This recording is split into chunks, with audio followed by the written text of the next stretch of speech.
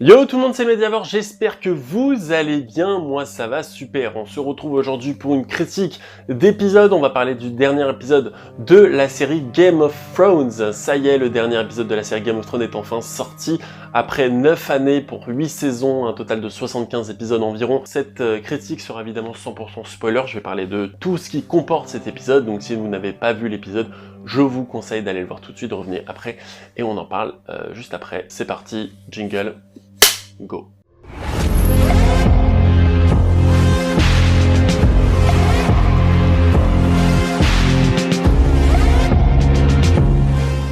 Alors ça sera un petit peu compliqué, ça sera pas comme pour l'épisode 5 où je pourrais vous dire alors ça c'était comme ça c'était comme ça, parce que laissez-moi vous dire qu'il se passe pas grand chose en fait dans cet épisode, avec beaucoup de parlotte, beaucoup de choses, ça, on va terminer beaucoup d'arcs narratifs dans cet épisode. Ça va être une critique un petit peu rapide, un petit peu expéditive, parce que forcément si vous avez vu l'épisode, vous savez exactement comment ça va se passer, donc je risque d'oublier pas mal de choses. Il va y avoir énormément de discussions, il va y avoir très peu d'action. La seule action qui va peut-être y avoir à un moment donné, c'est au début de l'épisode quand Daenerys évidemment va se faire tuer par Jon Snow. Pour résumer un petit peu l'épisode, donc on retrouve Tyrion qui, après avoir découvert son frère et sa sœur morts, il décide donc jeter l'éponge, d'arrêter d'être la main de la reine, se fait donc emprisonner pour trahison par Daenerys qui l'accuse d'avoir libéré son frère. Lui il va lui répondre un truc du genre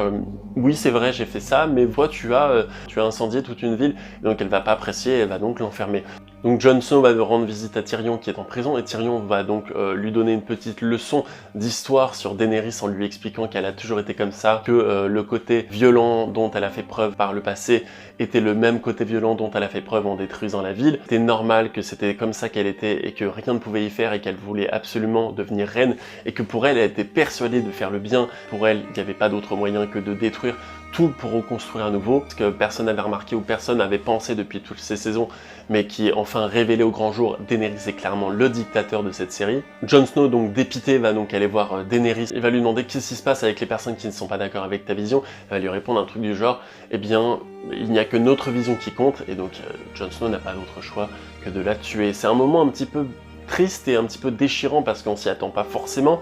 On s'attend pas à ce que ça soit aussi rapide dans l'épisode, parce que ça se passe quand même au bout de 30 minutes. Ce qui va se passer, c'est que son dragon, donc Drogon, le dragon de Daenerys, va revenir. Il va voir que sa maman, sa mère dragon, est morte. Très bizarrement, il va pas brûler Jon Snow, il va brûler tout autour de lui, et tout autour de lui, il y a donc le trône de fer. Drogon va donc brûler totalement le trône de fer, et donc Jon Snow va donc aller en prison. À ce moment-là, il reste plus de 45 minutes d'épisode. J'étais un petit peu perplexe dans cette deuxième moitié d'épisode. C'est beaucoup de blabla, beaucoup de parlotte, on va installer des choses. Bran va donc devenir le nouveau roi du Nord et des 6 couronnes et non des 7, parce que Sansa va donc devenir la reine du Nord après avoir succédé à son frère Robb et après avoir succédé à son demi-frère Jon Snow. Et Jon Snow, lui, pour avoir été accusé d'avoir tué Daenerys, va donc être expédié, va être congédié à la garde de nuit, où il va retrouver tous les sauvageons dans un air totalement dépité, totalement déprimé. Arya, elle, va continuer son chemin et va partir avec un navire pour essayer de conquérir le monde et découvrir ce qui se passe et ce qu'il y a au-delà des zones connues.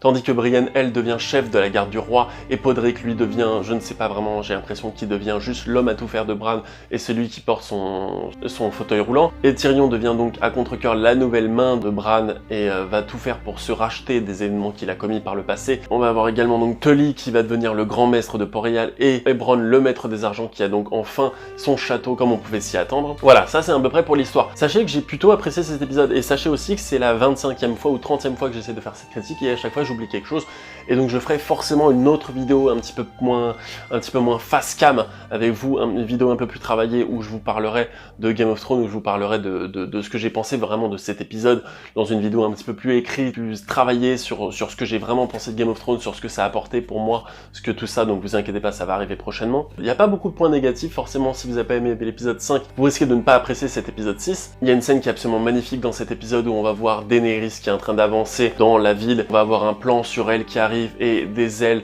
de son dragon qui s'envolent, et donc ça fait forcément des ailes à Daenerys, et on a vraiment l'impression que c'est la chef des dragons, la mère des dragons, le dragon par excellence. Il y a également une deuxième scène avec le dragon, avec le Drogon, où il va souffler forcément, comme j'ai dit, sur Jon Snow, et il va cracher son feu et on va voir donc le trône de fer qui va fondre complètement, qui va être complètement détruit à ce moment-là. Et on se dit que Jon Snow, même s'il a du sang targaryen, la légitimité et quoi que ce soit, on s'en fiche maintenant parce que de toute façon il n'y a même plus de quoi s'asseoir, il n'y a plus de trône. Il y a une scène qui est très très jolie dans cet épisode aussi, c'est à la fin où on va voir Jon Snow et les sauvageons qui vont partir du mur pour la direction le nord, qui rappelle donc la première scène qu'on aura au début de l'épisode 1 de Game of Thrones où on a des gens qui viennent du nord pour aller sur le mur, et donc c'est vraiment un retour à l'envoyeur par rapport à l'épisode 1 et c'est vraiment une très belle dédicace et j'ai vraiment beaucoup apprécié ce moment-là. Il va y avoir une scène en fait où Tyrion va arriver, il va avoir de la barbe, donc on sait que ça se passe plusieurs semaines plus tard, et donc il va convaincre tout le monde d'élire un nouveau roi, et donc c'est à ce moment où Bran va être élu nouveau roi et Sansa va revendiquer la légitimité du nord et de Winterfell, ce qui fait qu'on n'est plus à 7 couronnes mais plutôt à 6 couronnes. J'ai jamais vraiment été fan de la relation entre Jon Snow et Daenerys, mais je dois dire que le moment où Jon tue Daenerys est assez poignant, assez douloureux. Je pense que les gens qui sont fans de Daenerys, de tout son périple, de tout son voyage, vont être très déçus de la façon dont celle-ci meurt. Parce que forcément, on la voyait sur le trône, on pensait qu'elle allait s'asseoir et au fait elle se fait tuer par Jon Snow. On a une scène très similaire au Seigneur des Anneaux, en tout cas à la fin de Seigneur des Anneaux, où on va avoir Tully qui va montrer un espèce de livre à Tyrion sur l'histoire des 7 couronnes, sur l'histoire de Game of Thrones, et il va y avoir une petite blague sur le fait que Tyrion n'est pas dans le livre, que son histoire n'est pas dans le livre, et je trouve pas forcément cette blague très nécessaire à l'histoire, mais bon, ça peut toujours être un peu sympa. Et également, il y a une scène absolument magnifique au début de l'épisode, en fait, où on va avoir Tyrion qui va avancer au ralenti, où on va avoir vraiment un plan sur lui de face, où on va le voir avancer, on va voir les cadavres, où il est en train de marcher devant, et en même temps, on va avoir une autre scène où on va voir Tyrion là de dos, donc on se met à sa place en vue subjective, où on va le voir et on va être vraiment dans sa peau et vraiment découvrir toute la terreur qu'il y a autour de lui. Et voilà, c'est la fin de cet épisode, n'hésitez pas... Et voilà, c'est la fin de cette critique, n'hésitez pas à partager la vidéo, à vous abonner, à me laisser un petit like en bas de la vidéo si vous avez apprécié. Moi je vous dis à plus dans une prochaine vidéo, évidemment il y aura une prochaine vidéo Game of Thrones qui va arriver très prochainement, c'était une petite review très rapide. Je vous dis à plus dans une prochaine vidéo, c'était Mediavore, ciao.